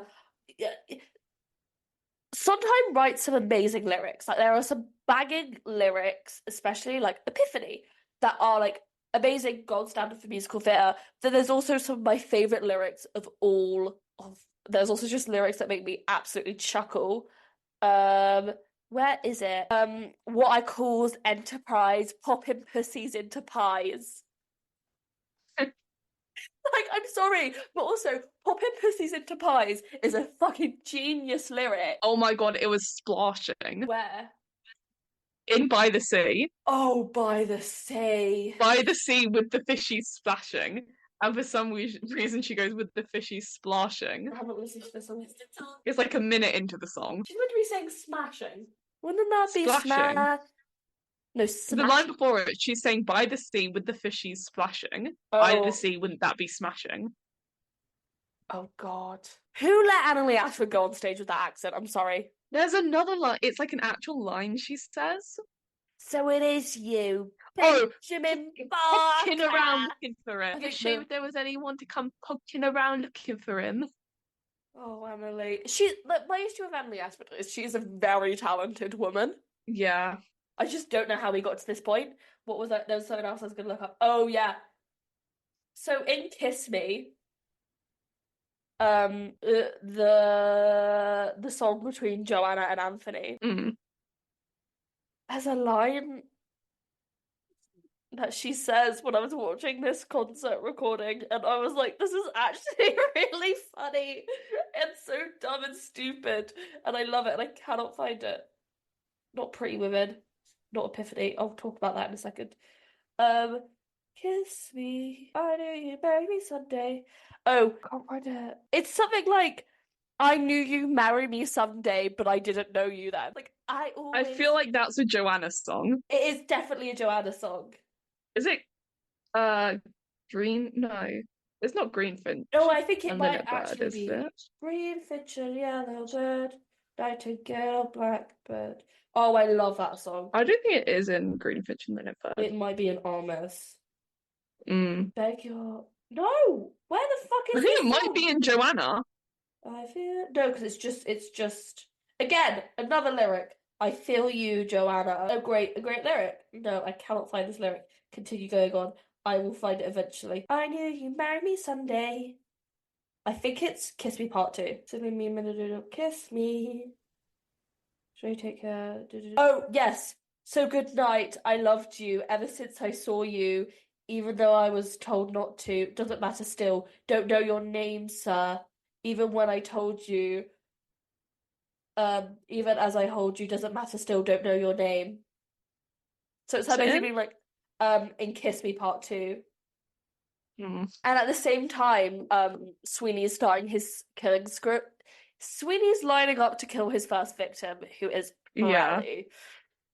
Which again, genius because you're having this very frantic moment of Joanna. Okay, can we also talk about how fucked up it is that the judge wants to marry Joanna, Yeah. a person you have raised? I think it is like it's in one of Mrs. Lovett's first songs when she's explaining what has happened. Oh, Barbara and his wife. Yeah. Um, or maybe in Poor Thing. Poor thing, poor thing. Yeah. When she's talking about like, oh, there used to be these guys upstairs. Yeah. And then isn't it horrible what the judge did to like the daughter? Like very quickly you're like, oh, this guy is fucked up. This guy's a creep. He's not just like in it for himself because it gets a bit muddled. By the time you get to the second act, you are at overload of how many more people can I keeping track Yeah. of. I think looking back on something like Poor Thing, like a song like Poor Thing, when you are actually listening to it, like in the context of the show, you are spending so much time, especially in these early songs, figuring out who is who. Mm-hmm. But then obviously in the later bit of the show, when you're thinking back on Poor Thing, you're like, oh, Oh, so you know, this is Joanna, this is Sweeney Todd, this is the beggar woman, etc., etc. This is what has happened. the beggar woman reveal is a good one because she just kind of appears and starts talking random shit Yeah. that makes no sense until the very end. And you're like, oh fuck, maybe if we all listened to the beggar woman, we'd understand. It's stuff like that where you're like, oh, this really is a social commentary. Yeah, Like this beggar woman has been completely shunned. abandoned by society, even when you don't know who she is. Yeah. Just the premise of being a beggar. Mm-hmm. She has been completely abandoned by society, and even now, when she is at her lowest, people still ignore her. People still like step over her, like And do not care for her, aren't going to help her. and even like And then, good quote unquote good people like Anthony, he's still like, oh, sorry, miss, I don't know you, you're crazy. yeah, and then to find out that actually she was a like pretty perfectly respectable woman Mm-hmm. who was like actively targeted by Just higher up Turpin. people in society. Yeah. You know, the guy who's meant to carry out justice Mm-hmm. Betrayed had her. this complete perversion of justice against specifically her. Yeah. And she knows all that. And the fact that no one cares about her or will listen to her Mm-hmm. drives her crazy. Mm-hmm. Yeah. And it is just like in the show, it is such an incredible reveal. It's just like, Yes. holy shit, another twist to this story. No. Because that's when the melodrama kicks in. Like there's a Yeah. fine balance between like social commentary, gorgeous music, and melodrama. And there are moments where like one will just completely take over. The thing with Sweeney Todd is that actually so often melodrama just takes over. Yes. Like in the same way that like a lot of great comedy. I don't know why I'm comparing those so much, but I think they are very similar. A lot of the reviews, like there was that piece we're talking about the revival, and then obviously because of the Josh Groban connection, the reviews for the 2023 maybe that's revival what it got is. shut up about Great Comet. But it is very like there is a deeper message here. There is some kind of conversation about society happening. Yeah. But there are so many characters and the plot is so insane that it is just kind of a melodrama. Yes. Like you think of stuff like The Duel, My House, in like Great Comet. They are so dramatic and over the top. The same way as like even like Sonia alone. yeah. But I think like when you're looking at Sweeney Todd as a whole, it is so easy to be like, this is a social commentary. This is talking about how even like it's not even a kind of period one, like, and not to bring it back to this again because I'm incapable of shutting up. But Phantom of the Opera is a like social commentary on a specific period of French history. Very, very specific. Like it is very much rooted in that specific period, and it's still applicable today. But it is very much Gaston Leroux, which makes it talking annoying about when Andy decides actually, I'm gonna untether. Yeah, but it is like very specifically Gaston Leroux talking about French society in his time. Yeah. Sweeney Todd, while using kind of Victorian London because it is so easy to make distinctions between the poor and the rich in Victorian London. Yes, yeah, 100%. It's very much a modern commentary. And like the Victorian era doing a commentary on using that as a time to do a commentary on poverty specifically is really interesting because the Victorian era is where a lot of our modern perceptions and ideas around poverty come from. I Yeah. mean, just a couple of years before, someone like the beggar woman would have been able to go to her local church and her local community for help, but with the reintroduction of things like the poor law and workhouses and measures like that, she is stuck. Yeah. I think that was actually, I was actually going to talk about workhouses next. Because I think the main reason it is so easy to tell that Sweeney Todd is not a Victorian story. It is a modern story with a modern commentary. Is that if it were a Local Victorian houses. story, she would be in a workhouse. Like, we would not have the beggar woman. She would be in a workhouse. Also, or Undoubtedly. Love It would be going on so much more about like how she needs to like make her pies or else she's gonna be down the workhouse. Like Oliver is preoccupied with workhouses. Uh, Dickens in general is just obsessed with Most of workhouses. Dickens. Most of Are Dickens. there no workhouses? Are there new prisons? Are there new workhouses? There's in social policy literature, there's this idea of the invisible workhouse. Mm. And we do kind of see that play in Sweeney Todd. Yeah. I can't believe that sentence just come out of my mouth. But you know what I mean. Insane. Yeah. Like poverty is the real devil here. As Yeah. the original author was saying, who's the villain? Is it Sweeney? Is it Lovett? Is it the judge? No, it's poverty. It's like not to like really get into Victorian literature. No, let's do it. Specifically, specifically Charles Dickens. I just said the phrase in social policy literature, this Yeah. idea of invisible workhouses, which we see in Sweeney Todd. I think you see stuff that Dickens is bringing up, like ignorance and want, Mm-hmm. because like objectively, Christmas Carol is his most like overtly social commentary book. Yeah. Like he is very much like Scrooge is the general rich. Mm-hmm. He's like, I am one of the gentlemen I who come round asking for money for charity. Yes. I'm a great person. No one asks about the whereabouts of my wife. Yeah.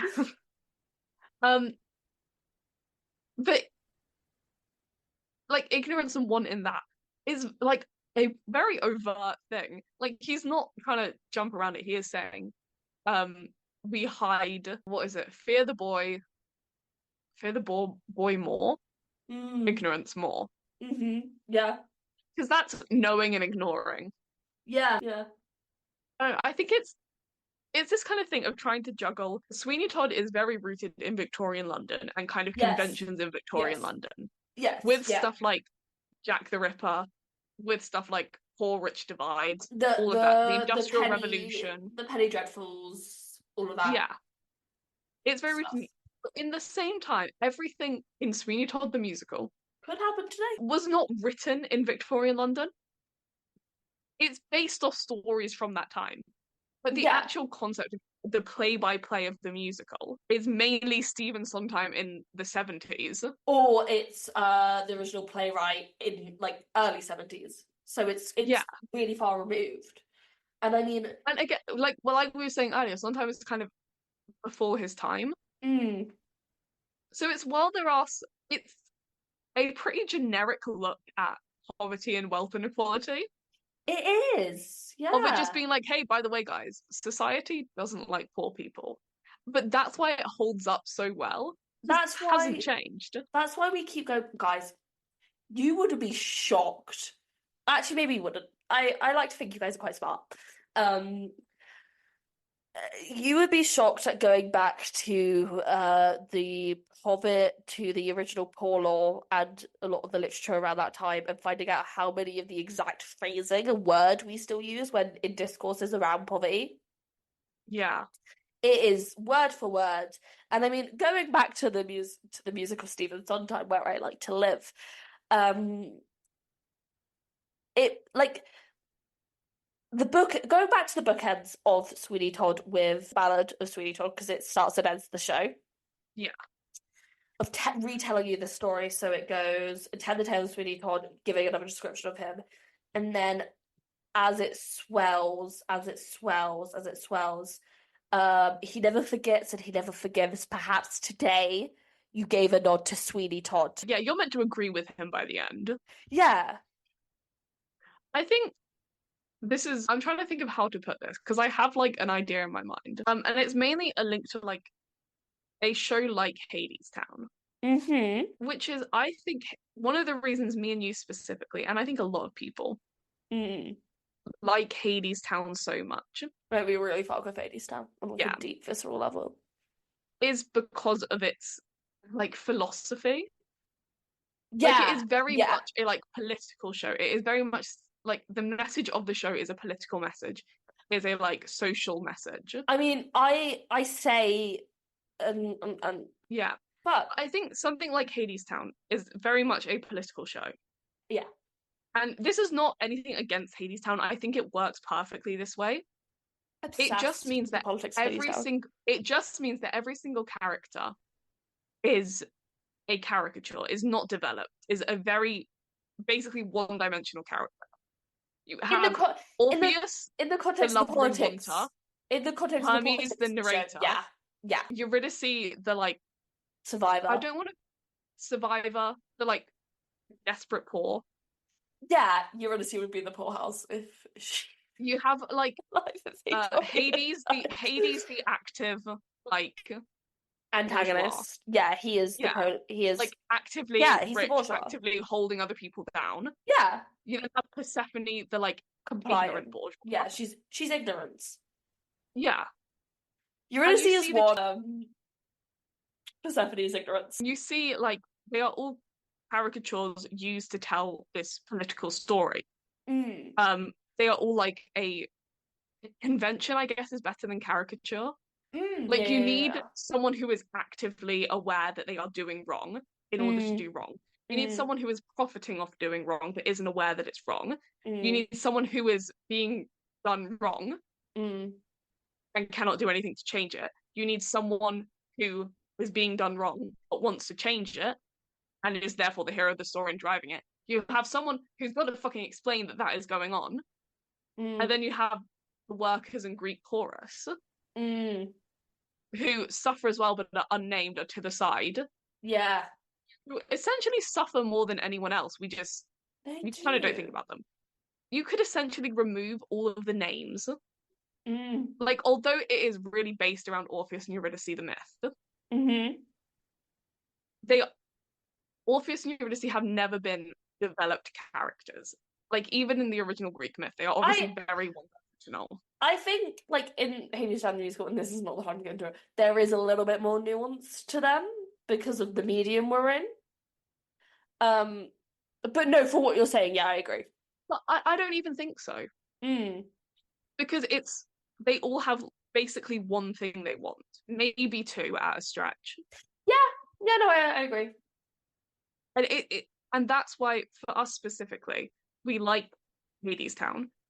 Because it's so easy to get into, like, we like Hadestown because it's so easy to get into the, like, message of it. And, like, that in the context of Sweeney Todd. I was going to say, how we bring what it we're back to talking about. I love a Hadestown. In contrast. Yeah. In contrast, Sweeney Todd is so based in the characters that the social commentary comes second, which is why it's things like Esme telling me right before, oh, this, by the way, is like a social commentary. I'm like, what? And I hadn't thought about it like that because I knew there was some stuff happening with the chorus and practices and all the rest of it, obviously. And then it wasn't until I sat down and started reading all these quotes by Harold Prince, and I was like, oh my god, Sweeney's anti-capitalist. And it's so easy to say that when you're looking at it as a whole. Like, yeah, obviously the story about a man who is screwed over by the justice system. Yeah. And tries to get back at them, but is ultimately held down by society once again, is a story about social justice and about society. But when you are watching it, and even when you're listening to it, you're like, oh, this is a love story. This is like Phantom-esque. Like, it is melodramatic as fucking shit. There's like 50 different love triangles. Yeah. Every 5 seconds you meet a new character. Who's had a long There's backstory that murder, you should know. there's drama, there's love. Like you're watching it and it's like, oh, this is a melodrama. This is so fun to watch. Um, and I think that's why when people talk about Sweeney Todd, they are talking about it as like, I love I this love. musical as a musical. Like no one is sitting down writing think pieces about Sweeney Todd I being think a they social are. justice thing, Harold the Prince way they was do with like, Hades. but the same way that people do with Hadestown. Yeah, no, I get you. Like no one is looking at like Sweeney Todd and being like, here's how Sweeney Todd relates to the 2024 US presidential election. Mm. Here's like what the link is. The same way that people were doing that in 2020 and being like, here is how Hadestown, build a wall thing, as overt as that was. Mm-hmm. And I think that's basically, I think it is because Sondheim writes musicals. Like, as much as we have said earlier, so many of his musicals are politically motivated Yeah, and they're and have kind getting of at deep messages. they're getting at a lot of sometimes the thesis of a lot of sometimes works. If you spend as much time thinking about Sondheim as I spend thinking about Sondheim, it's quite existential and like larger than life. Yeah, like he has a message in all of his shows, but ultimately and this might be rude to say about him, and I do apologize, but I don't necessarily think it was entirely his intent. But ultimately, when someone is putting on a Sondheim, like performing a Sondheim show, they are not going on there and being like, here is a social commentary piece. They're being like, here is a fucking musical. Here it's is by Sondheim. musical theatre. Hard. And I think there's an argument about sometimes because I mean in recent times, since Sondheim's death, we've seen almost this return to form with Sondheim musicals because since they first premiered, then we've all been going, oh, how do we fuck with it? How do we make it as weird as humanly possible? How do we take this one thing and like, yeah, we're Patty LaPone's playing the tuba and making pies out of people. Like that was where we were at, and then Sondheim died and the pandemic happened. Pandemic happens, Sondheim dies. And suddenly we almost have this coming back to Sondheim as like just a good fucking musical. And often I find that is the most effective way to get the message across of let's just do this, like Into the Woods and Sweeney Todd are two prime examples of this. Let's just do this traditionally staged, but in that we're able to get at the heart of the issue. I feel like as well, the main reason I at least can kind of tell this is the vibe with Sondheim musicals as opposed to other ones.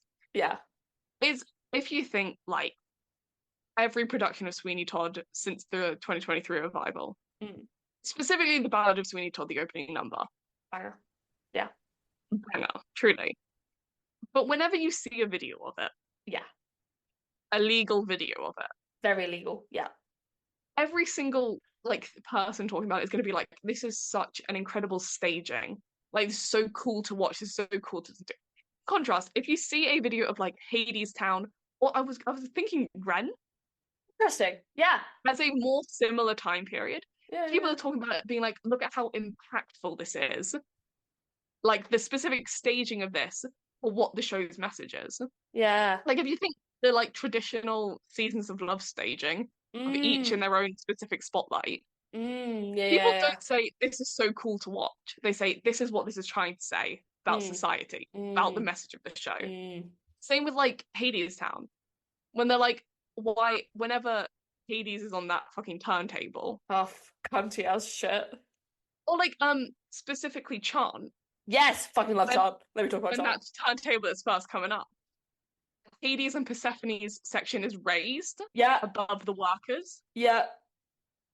And it's like people are saying this is very overt staging. This is like obvious staging. It's great. They are, even though they are also in hell, they are there by choice. They are above these people. No one's saying this is cool to look at. It is fucking cool to look at. It's fucking sick.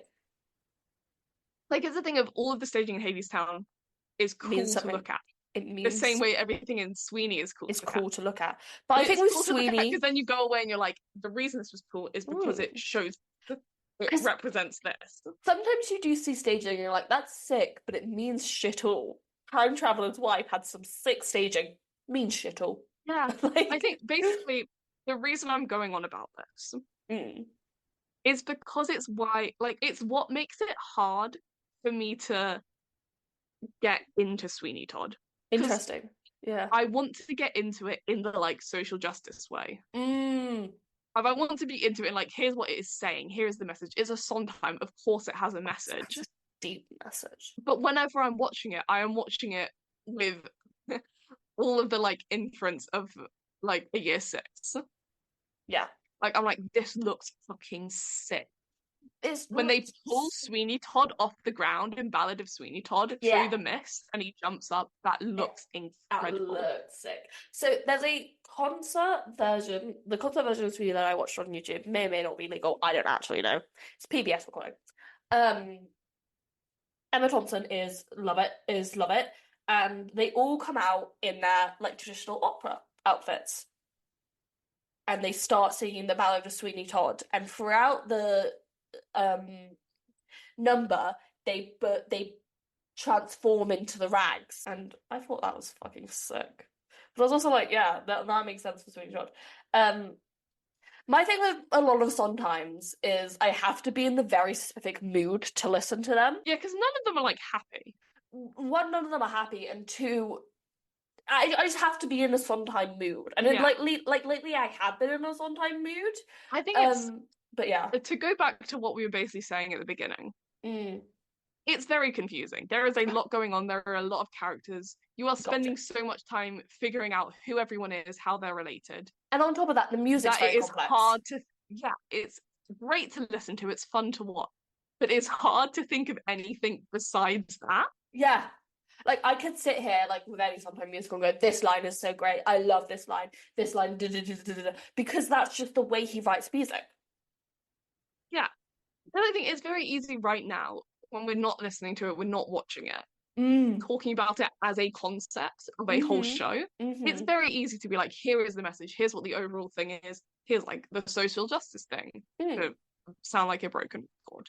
Yeah. But if you told me to do a like live commentary, I'd be like put on a recording of the show and give me a mic and let me like live react to every single thing. You would not get that. You would get me saying, I love this song. You would get me. So good. I love the staging, those costumes. Oh my god. It's staging, the set. You would get my delusional ass going, someone should let me play Love It, yeah. Can't really do a Cockney accent, but let me play Love It. I think it'd be fun. That actor's so good in that role. I love the costume. I love the set. Like, so like that's what you get from me, or you just get fucking Sondheim slaps, man.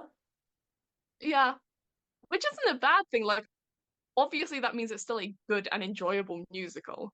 It serves the purpose of entertainment. Yeah, I think it is just unfortunate that there is so much going on that it feels impossible to actually get to the core of the show without disregarding everything else. Like, that entire time I was talking about Sweeney versus Hadestown, it's just like, I feel bad because I want to say all that, and then on top of that also say, and the staging is so good, and the songs are so good, and the characters are so good.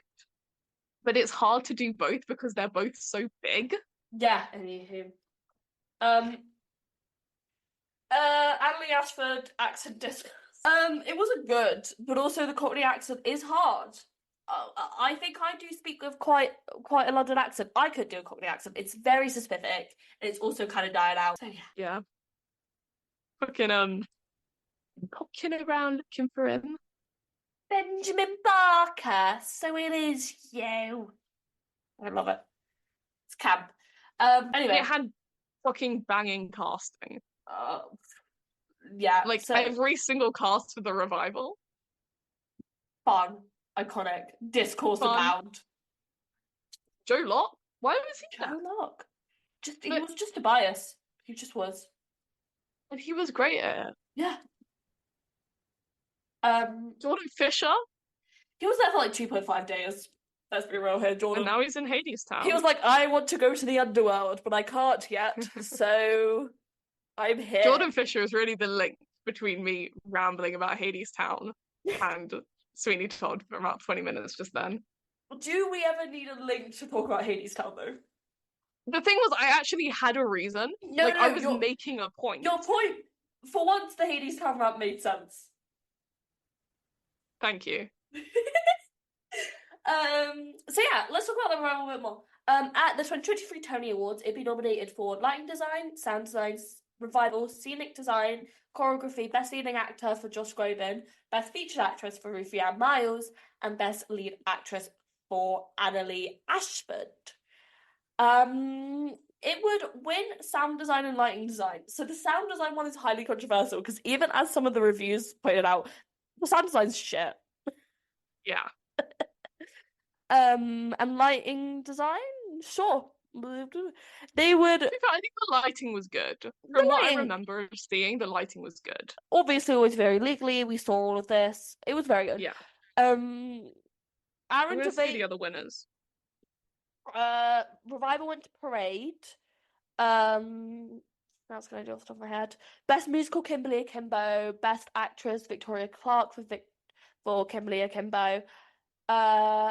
Best actor went to J. Harrison Ghee for Some Like It Hot. Best featured actor went to Alex Newell for Shucked. Who did best actress? Oh, Victoria Clark. Best featured actress went to Bonnie Milligan. The fact that I can just do this off the top of my head is deeply Yeah. concerning. Direction. Michael Arden for Parade. Yeah. And when Parade went to get its Tony Award for Best Revival, Jason Robert Brown started performing a eulogy for what's her face? The revival. The child who gets murdered. It's been a long day. Oh yeah. You know who I'm on about. And they cut off her mic. Mary Fagan. He starts to do a eulogy for Mary Fagan and his mic gets cut. Jesus. Scenic went to New York, New York, which is crazy. I forget about New York, New York. Costume went to Some Like It Hot. Fairs. Okay, to be fair, the other ones for lighting Mm. were New York, New York, Camelot, Mm. Parade, and Juliet, and Some Like It Hot. Oh my god, it was the and Juliet. Yeah, I get it. Yeah. Yeah, I get it. Yeah, I get lighting. I think sound design probably should have gone to like Into the Woods or something. Into the Woods sound. I can actually speak on this. Underwood sound. I could hear all the words. Yeah, which is always good. I was also sat quite close to the stage, so probably not the best person to ask. Choreography went to Some Like It Hot. Yeah, it's Casey Nicholaw. Yeah, I mean, others were obviously Sweeney Todd, New York, New York, and Juliet and K-pop. This was the K-pop year as well. Oh god, In case you forgot. I forgot about that. No, you didn't. I've got your thoughts on your head. Some Like It Hot got 13 nominations. Jesus. And only 4 wins. That makes sense, TBH. So And Juliet got 9 nominations. Again, that makes sense. I think like either no wins or 1 win. Yeah, it got like I want to say 1 win, but I could be wrong. I'm trying to see what they won for. It might have been an actor win, but I don't think it was. I don't think no it weren't. They might have gotten no wins. Interesting. I think they got no wins. Mm. Yeah, none. Anyway, Aaron Tveit and Sutton Foster would join the cast. Discourse and thoughts abound. I think everyone had too many thoughts on this production of Sweeney Todd that weren't actually about Sweeney Todd. Yeah. Yeah.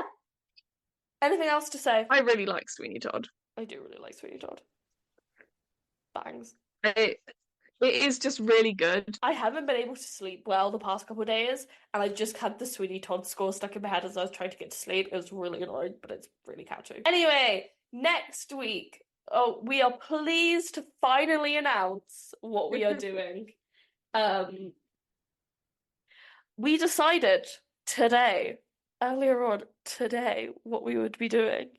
We are doing Bat Boy. Because basically, we'd got ourselves into a bit of a corner of doing spooky shows of a certain tone, and then we were like, oh god, we need to make it campy before the last one. Anyway. Check us out on social medias. I'm going to be using the TikTok in a different way. So come over and see that. Yeah. Don't know if I have much else to share on that. Join us next week for Bat Boy. Bye-bye.